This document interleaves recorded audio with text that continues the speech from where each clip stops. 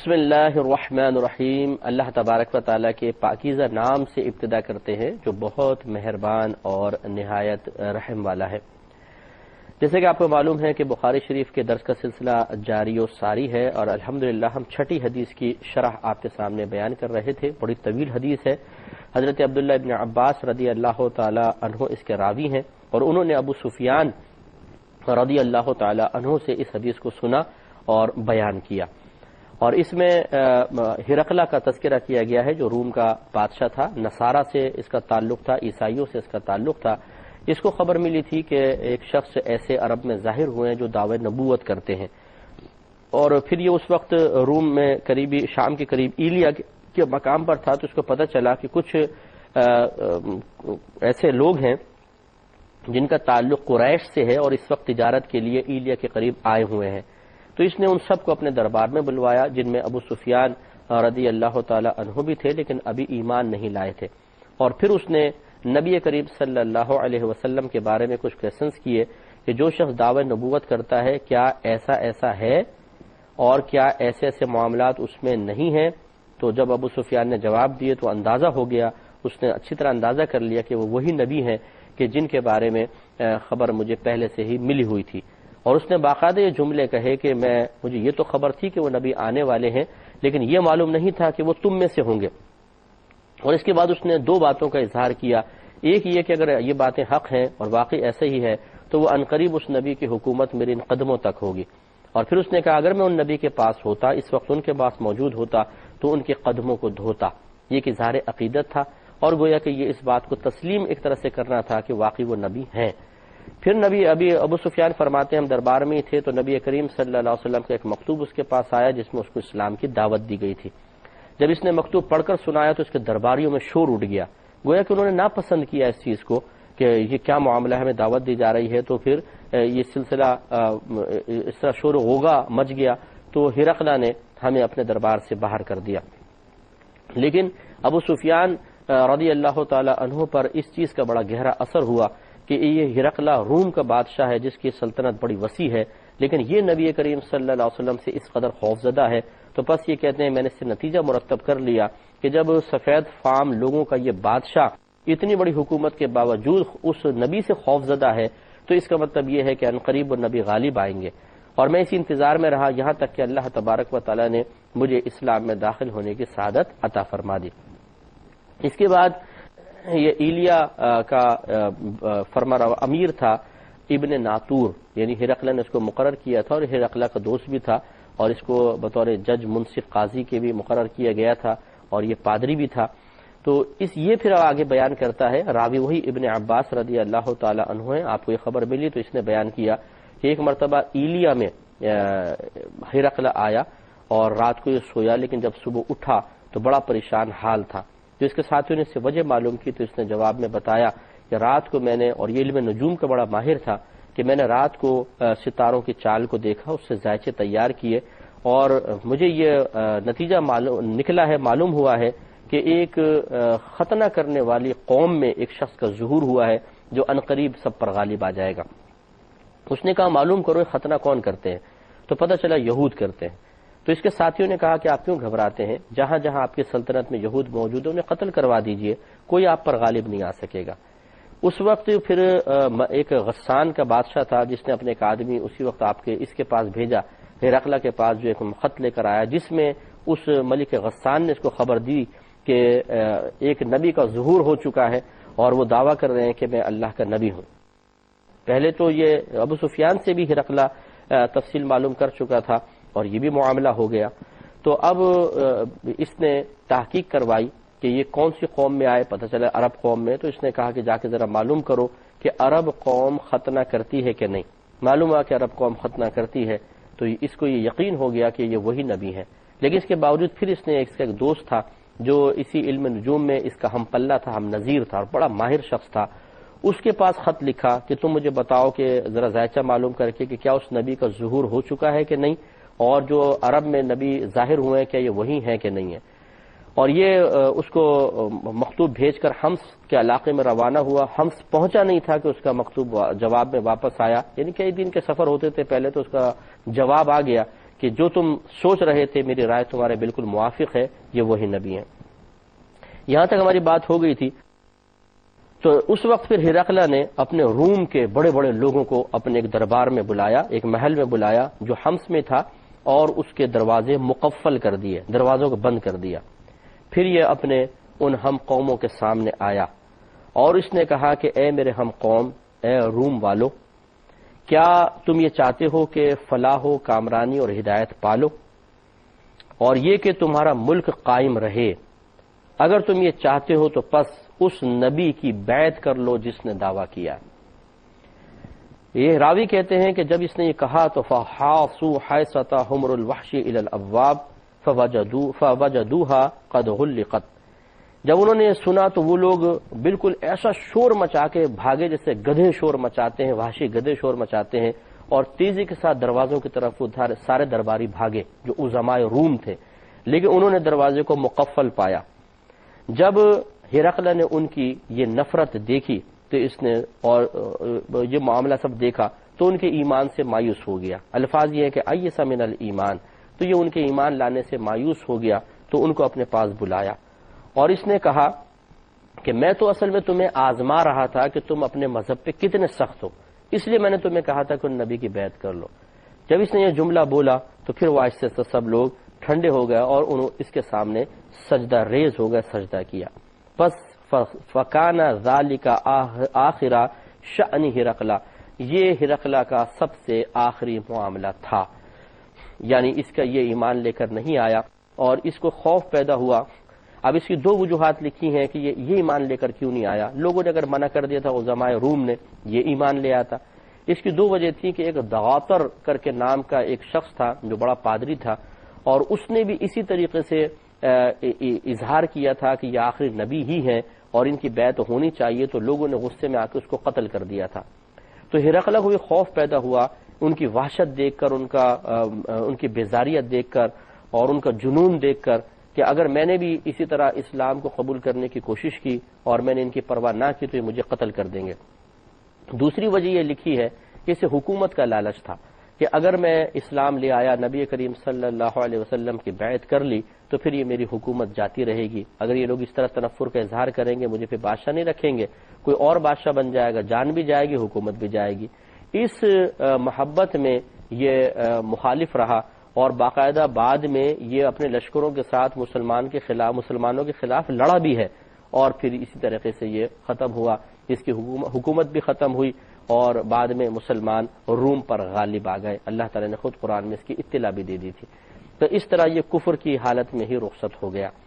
تو اس سے بھی درس حاصل کرنا چاہیے کہ جیسے میں پچھلے پروگرام میں عرض کر رہا تھا کہ اللہ تبارک و تعالی انسان کی طرف ہدایت کے اسباب کو متوجہ کر دیتا ہے، اور یاد رکھیں اسی کا نام توفیق ہوتا ہے کہ اسباب خیر کو کسی کی طرف متوجہ کر دینا، یہ ہے توفیق۔ اب ہمارے بعض بھائی بہن اس سے ذرا درس حاصل کریں کہ جیسے یہ ہرقل نے مختلف ہیلے بہانے کر کے مختلف چیزوں کو اپنا عذر بنا کر اسلام قبول نہ کیا اور ہلاک ہو گیا، ایسے ہمارے بہت سے مسلمان بھائی ہیں جو اسلام کی تعلیمات کو اپنے اوپر مکمل طور پہ نافذ نہ کرنے کے سلسلے میں ہیلے بہانے اختیار کرتے ہیں اور بولتے ہیں جی یہ مسئلہ ہے، یہ مسئلہ ہے، یہ پرابلم ہے، وہ پرابلم ہے، اور اسی طرح دنیا سے رخصت ہو جائیں گے۔ اللہ تعالیٰ نے قرآن عظیم میں ارشاد فرمایا یا ایھا الذین آمنوا ادخلوا فی السلم کافہ، اے ایمان والو اسلام میں پورے داخل ہو جاؤ۔ تو لہٰذا اسلام کی تعلیمات کو مکمل طور پر اخذ کرنے کا حکم ہے، اس میں ہمیں کوئی چوائس نہیں دی گئی کہ جو آپ کو اچھا لگے اسے اختیار کر لو، جس چیز کی آپ کے ماں باپ، آپ کے بیوی بچے، آپ کے دوست احباب، آپ کے اسکول، کالج، آفس، فیکٹری کا ماحول اجازت دے اسے اختیار کر لو، باقی سب کو چھوڑ دو۔ ایسی ہمیں کوئی تعلیم نہیں دی گئی۔ اللہ تعالیٰ دیکھیں آپ بھی مسلمان ہیں ماشاءاللہ جو مجھے سن رہے ہیں، آپ یہ بات اچھی طرح جانتے ہیں کہ اللہ تبارک و تعالی ہمارا رب دنیاوی جو کچھ آگے معاملات ہونے والے ہیں، جو بھی مطلب دنیاوی کا بھی قید نہ لگائیں، جو کچھ ہوا، جو کچھ ہو رہا ہے، جو کچھ ہونے والا ہے، سب ہمارا رب جانتا ہے۔ تو یقیناً ہمارا رب یہ بات بھی جانتا تھا اور جانتا ہے کہ آگے چل کر کیا کیا تبدیلیاں پیدا ہوں گی، ماحول کیسا بنے گا آفیسز کا ماحول کیا ہو جائے گا، فیکٹریز کا ماحول کیا ہو جائے گا، قرب قیامت کے وقت لوگوں کی کیفیات، نظریات، سوچوں کے اندر کیا کیا تبدیلی پیدا ہوگی، آگے چل کے طبیعتیں کس چیز کا تقاضا کریں گی۔ اس کے باوجود اللہ تعالیٰ نے فرمایا یا ایھا الذین آمنوا ادخلوا فی السلم کافہ، اے ایمان والو اسلام میں پورے پورے داخل ہو جاؤ۔ اس کا مطلب یہ ہے کہ ان تمام تبدیلیوں کو جاننے کے باوجود جب اللہ تبارک و تعالی اسلام میں داخل ہونے کی تلقین اور حکم ارشاد فرما رہا ہے تو اسی سے یہ بات ظاہر ہو گئی کہ اللہ تعالیٰ نے گویا کہ قیامت تک کے مسلمانوں کو یہ بات بیان فرما دی کہ تمہارا کوئی ہیلا بہانہ نہیں چلے گا۔ یا ایھا الذین آمنوا ادخلوا فی السلم کافہ، اے ایمان والو اسلام میں پورے پورے داخل ہو جاؤ، اپنے بہانوں کو تبدیل کرو، اپنے ہیلوں کو ختم کرو، جن چیزوں کو تم عذر بنا رہے ہو اس کو تبدیلی میں لے کر آؤ اور اسلام میں داخل ہو جاؤ۔ اسلام کو نہ بدلو، اپنے عذر ختم کرو، اپنے ماحول کو بدلو، اپنی کیفیات کو بدلو، اپنے طبعی تقاضوں پہ غالب آنا سیکھو، اپنی کیفیات پر غلبہ حاصل کرو اور اسلام میں پورے پورے داخل ہو جاؤ۔ اس لیے یاد رکھیے کہ یہ ہیلے بہانے شاید دنیا کے اندر آپ کے میرے دل کو تو مطمئن کر دیں گے، شاید کسی کے تانوں سے ہمیں بچا لیں گے، کیونکہ ہم تانوں سے بچنا چاہتے ہیں۔ کوئی بولے گا یار آپ عمل نہیں کرتے ہو، یار آپ یہ نہیں کرتے ہو، آپ وہ نہیں کرتے ہو، تو اس لیے ہم عذر اس کے سامنے اتنے سارے رکھ دیتے ہیں کہ اس کی زبان بند کر دیتے ہیں۔ یہاں تو ہم لوگوں کو خاموش کروا دیں گے، لیکن آخرت میں کیا ہوگا؟ تو ہو سکتا ہے کہ اس درس کو سننے والے بہت سے لوگ ہرقلہ پر افسوس کر رہے ہوں کہ اس نے اتنی ذرائع سے اس کو پتہ چل گیا تھا، ابو سفیان سے سوال جواب کے ذریعے معلوم ہو گیا، ملک غسان نے اس کو خبر دے دی، علم نجوم اس کے پاس موجود تھا، اس کے ذائچوں نے اس کو خود یہ بتا دیا کہ واقعی ایسے نبی ہیں، پھر اس کو یہ تمام چیزوں سے یقین کامل بھی حاصل ہوا، اس کے باوجود افسوس کہ یہ ایمان نہ لا سکا۔ اس پر افسوس کرنے کے ساتھ ساتھ ذرا آئینے میں کھڑے ہو کر ہم بھی دیکھیں کہ کیا ہماری سوچ، ہمارا طرز، ہمارے فکر، ہمارا عمل، ہمارا کردار، اس میں کوئی ایسی کجی کمی تو نہیں ہے کہ اس پر بھی افسوس کی ضرورت ہے۔ جب ہم یہ غور و تفکر کریں گے تو معلوم ہوگا کہ یہ تو واقعی افسوس کے لائق تھا ہی تھا، لیکن ہم بھی بہت زیادہ افسوس کے لائق ہیں کہ اس تک تو مکمل ہدایت نہیں پہنچی تھی، اس نے ابھی نبی کو دیکھا نہیں تھا، نبی کریم صلی اللہ علیہ وسلم کی تعلیمات کی برکتیں ابھی اس نے حاصل نہیں کی تھیں، ہم نے تو یہ تمام چیزیں حاصل کر لی ہیں۔ ایک زیارت رسول سے ہی ہم محروم ہیں، آپ میں سے بہت سو نے ہو سکتا ہے زیارت بھی کی ہو، لیکن ہم سرکار کو دیکھ نہیں سکے، باقی تمام چیزیں الحمدللہ اللہ نے ہمیں مسلمان گھرانے میں پیدا کیا، سرکار کی تعلیمات ہمارے پاس ہیں، اسلام کی تعلیمات ہمارے پاس ہیں، ہم تو ہرقلہ سے زیادہ ہدایت کے قریب ہیں، لیکن اس کے باوجود وہ کون سی وجوہات ہیں، وہ کون سے اسباب ہیں، وہ کیوں ہمارے ایسی طبیعتوں میں تبدیلی پیدا ہو گئی کہ اللہ تعالیٰ اس کے رسول کے احکام کو اختیار کرنا ہمارے لیے مشکل ہو گیا ہے، ہم کیوں نفرت کرتے ہیں، ہم کیوں کراہت محسوس کرتے ہیں، ہم کیوں بیزاریت کا اظہار کرتے ہیں، کیوں ہمیں اسلامی پابندیاں بری لگتی ہیں۔ یاد رکھیے جس طرح ہم ہرقلہ پہ افسوس کر رہے ہیں، ایک وقت آئے گا شاید ہم اپنی ذات پر افسوس کریں گے، لیکن مرنے کے بعد۔ تو اس سے پہلے کاش ہم افسوس کر لیں، آئینے میں کھڑے ہو کر اپنے بارے میں غور و تفکر کریں، تھوڑا سا چینج لائیں، تھوڑی سی تبدیلی لائیں۔ میں آپ کی خدمت میں ہرگز یہ عرض نہیں کر رہا ہوں کہ اپنے آپ کو ایک دم 100% چینج کر لیں، یہ واقعی بہت جوان مردوں کا کام ہے کہ اپنے ماحول کو ایک دم بدل دینا، اپنے آپ کو اپنی سوچ اور فکر میں، کردار اور عمل میں ایک انقلابی تبدیلی پیدا کر لینا، ایک بہت بڑی تبدیلی پیدا کرنا، یہ ہر ایک کے بس کی بات نہیں ہے، لیکن بتدریج پہلے ایک سوچ تو بن جائے کہ ہاں مجھے اپنے آپ کو بدلنا ہے، ہاں مجھے اپنے آپ میں ایک انقلاب پیدا کرنا ہے، واقعی میں غلطی پر ہوں، واقعی میں غلط سوچ رہا ہوں، واقعی اللہ تعالیٰ اور اس کے رسول کی حکمتوں کے مقابلے میں میری عقل کچھ بھی نہیں ہے، عقل کا تقاضا اپنے مقام پر، اللہ تبارک و تعالیٰ اور اس کے رسول کی حکمتیں اپنی جگہ پر، یہ عقل بھی تو مجھے اللہ نے ہی دی ہے، یہ سوچنے کی صلاحیت تو بھی تو میرے رب نے دی ہے، جس رب نے مجھے یہ شعور عطا فرمایا، وہ رب جب کچھ ارشاد فرما رہا ہے وہ غلط کیسے ہو سکتا ہے؟ جب ایک دفعہ سوچ میں تبدیلی پیدا ہوگی، پھر آہستہ آہستہ مزید فکریں بھی بدلیں گی، پھر آہستہ آہستہ یہ سوچ اور فکر کی تبدیلی ہمارے اعمال پر اثر انداز ہوگی اور آہستہ آہستہ ہمارا عمل اچھا ہونا شروع ہو جائے گا۔ سوچیں تو صحیح، غور تو کریں، یہی سب سے پہلے ایک کسی بڑی تبدیلی کی بنیاد ہوتی ہے، جب سوچوں کا اور فکروں کا جمود ختم ہوتا ہے، جمود ٹوٹتا ہے، انسان سوچنا شروع کرتا ہے، مختلف پہلوؤں پر نظر رکھنا شروع کرتا ہے، تو پھر آہستہ آہستہ اس کی سوچ میں وسعت پیدا ہوتی ہے، تو اسے اپنی خرابیاں بھی نظر آتی ہیں، اپنی کوتاہیاں بھی نظر آتی ہیں، اور پھر وہ انقلاب کی طرف بڑھتا ہے، جس کی ابتدا آہستہ آہستہ ہوتی ہے، لیکن پھر اس کا دائرہ کار آہستہ آہستہ وسیع ہو کر ایک بہت بڑے معاشرے کو اپنی لپیٹ میں لے لیتا ہے۔ تو کم از کم یہ انقلاب پورے معاشرے کو نہیں تو آپ کی میری ذات کو تو اپنی لپیٹ میں لینا. جب ہم اپنی ذات کو بدل لیں گے، ہماری سوچ میں، فکر میں، کردار میں، عمل میں انقلاب پیدا ہوگا. یہ ہو ہی نہیں سکتا اس کا اثر دوسرے پر منتقل نہ ہو. ہم نے ایسے لوگ دیکھے ہیں جو پہلے گناہوں کی زندگی میں ملوث تھے، گناہوں کے ساتھ زندگی بسر کر رہے تھے، انہیں ان غلط کاموں کے اندر ہی سکون ملتا تھا، لیکن جب انہوں نے اپنے آپ کو تبدیل کیا، اپنی سوچ اور فکر میں انقلاب پیدا کیا، اپنے کردار و عمل کو تبدیل کر لیا، تو پھر ایک وہ رول ماڈل بن گئے، اور سینکڑوں لوگ ان کو دیکھ کر، بلکہ اس کی تعداد ہزاروں اور بلا مبالغہ بعض صورتوں میں لاکھوں میں بھی تعداد ہوتی ہے کہ لوگ ان کو دیکھ کر ہدایت کی طرف مائل ہو جاتے ہیں اور ان کی سوچوں میں بھی انقلاب پیدا ہو جاتا ہے. اس لیے ہرقلہ پر افسوس کرنے کے ساتھ ساتھ کاش ہم اور میں اور آپ بھی اپنی سوچ پر، اپنی فکر، غلط سوچ پر اگر ہے، غلط فکر ہے، کردار و عمل میں کوتاہی ہے، اس پر بھی افسوس کریں اور اسے تبدیل کرنے کی کوشش کریں. ہرقلہ کے پاس تو موقع نہ رہا، وہ مر گیا، ختم ہو گیا. آپ کے میرے پاس موقع موجود ہے، کاش ہم اس موقع سے فائدہ اٹھائیں. آخر میں یہ بات بھی ذرا توجہ طلب ہے کہ دیکھیں، علم نجوم حق ہے، اس کا انکار نہیں ہو سکتا. علم نجوم سے مستقبل کی بہت ساری چیزیں معلوم ہوتی ہیں، جیسے کہ ہرقلہ نے نبی کریم صلی اللہ علیہ وسلم کی نبوت کی حقانیت کو علم نجوم کے ذریعے بھی جانا تھا. اس کا کوئی انکار نہیں کر سکتا، باقاعدہ علم نجوم ہے. لیکن اب سوال یہ ہے کہ کیا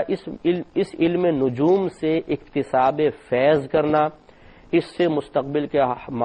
حال معلوم کرنا اور نجومیوں کے پاس جانا شرعاً جائز ہے کہ نہیں ہے، اس کا تصور ہمیں شریعت نے اب بعد میں دیا. تو اس کو کوئی انکار نہیں کر سکتا کہ علم نجوم حق ہے، اس سے مستقبل کے بہت سارے معاملات بھی معلوم ہو جاتے ہیں. لیکن یہ کوئی دعویٰ نہیں کر سکتا اور نہ یہ دعویٰ صحیح ہوگا کہ 100% مستقبل کا حال معلوم ہو جاتا ہے. ایسا نہیں ہے. مستقبل کی یقینی خبر صرف اللہ تعالیٰ عطا فرما سکتا ہے یا اس کے بتانے سے رسول خبر دے سکتے ہیں. باقی کوئی بھی اگر یہ دعویٰ کرے کہ میں مستقبل کی 100% سچی خبر دوں گا، وہ اپنے اس دعوے میں جھوٹا ہے اور ہم اس کا یقین اور اعتبار نہیں کریں گے. تو علم نجوم حق تھا، لیکن جب نبی کریم صلی اللہ علیہ وسلم تشریف لائے، اور یہ حق ہے، ابھی بھی حق ہے، لیکن نبی کریم صلی اللہ علیہ وسلم نے نجومیوں کے پاس جانے سے صحابہ کرام علیہم رضوان کو اور اپنی امت کو منع فرما دیا، بلکہ نجومی کی تکذیب کرنے کا حکم دیا. وجہ کیا تھی؟ وجہ صاف ظاہر ہے. اگر نبی کریم صلی اللہ علیہ وسلم تشریف لانے کے بعد بھی علم نجوم کو اس طرح حق قرار دیتے، حق ہونا اس کا قرار دیتے کہ ٹھیک ہے نجومی سے جا کے معلوم کر لیں، تو پھر لوگ نبی کی طرف مکمل طور پر مائل نہ ہوتے اور نجومیوں کی خبر، مستقبل کی خبر کو جب نبی کی خبر سے ٹکراتا ہوا پاتے تو ہو سکتا ہے کہ وہ، یعنی ایسی صورت ہو سکتی تھی کہ نبی تو مستقبل کی حق خبر دے گا، ہو سکتا ہے اس کا ذائچہ غلط ہو جاتا اور یہ غلط خبر دیتا اور وہ خبر نبی کی خبر سے ٹکرا جاتی. اب یہ لوگوں کے ایمان کا امتحان ہو جاتا کہ اگر خدا نخواستہ کوئی نبی کی خبر کی تکذیب کر کے نجومی کی تصدیق کر دیتا تو اس کا ایمان ضائع ہو جاتا. نبی کریم صلی اللہ علیہ وسلم نے اس امتحان سے سب کو روکا اور اس سے بچایا اور منع ہی فرما دیا کہ نجومی کے پاس نہ جائیں. اب یاد رکھیں، پھر اب تعلیم شرع کا خلاصہ یہ ہے جو میں آپ کی خدمت میں نجومیوں کے حق میں عرض کر رہا ہوں، اور کوئی نجومی بھائی سن رہا ہو تو ناراض نہ ہو کہ یہ میں اپنے پاس سے بیان نہیں کر رہا، یہ تو تعلیم شرع جو میں ذکر کر رہا ہوں. آپ بھی اس پر غور و تفکر کر کے ہو سکے تو اپنے آپ کو تھوڑا سا چینج کر لیں کہ تعلیم شرع یہ ہے کہ اگر کوئی نجومی کے پاس اس یقین کے ساتھ جائے گا کہ نجومی جو مستقبل کے بارے میں بتائے گا وہ 100% حق اور سچ ہوگا تو وہ کافر ہو جائے گا. اور اگر وہ اس یقین کے ساتھ تو نہیں گیا کہ جو بتائے گا 100% صحیح ہے، لیکن اس لیے کہ بھئی یہ جو مستقبل کے بارے میں بتائے گا میں اس پہ یقین کر لوں گا، چاہے وہ 100% یقین نہیں ہے، اور مستقبل کے حال معلوم کرنے کے لیے جائے گا، تو یہ گناہ کبیرہ ہے، کیونکہ نبی کریم صلی اللہ علیہ وسلم نے اس سے شدت کے ساتھ منع فرما دیا ہے. اگر آپ نے میرا الفرقان پروگرام دیکھا ہو تو میں نے اس پہ بہت سی حدیثیں اس ممانعت کے سلسلے میں ذکر کی تھی اور سرکار نے اس پہ عذاب کی وعید بھی بیان فرمائی. تو گناہ کبیرہ ہے کہ نجومی کے پاس جا کر مستقبل کا حال معلوم کرنا. اور اگر کوئی اس لیے جاتا ہے کہ چلو میں جا کے معلوم کرتا ہوں اور پھر میں اس کو غلط ثابت کروں گا کہ دیکھو جو تم بتا رہے ہو وہ غلط ہے، اس کو مطلب اس کے اس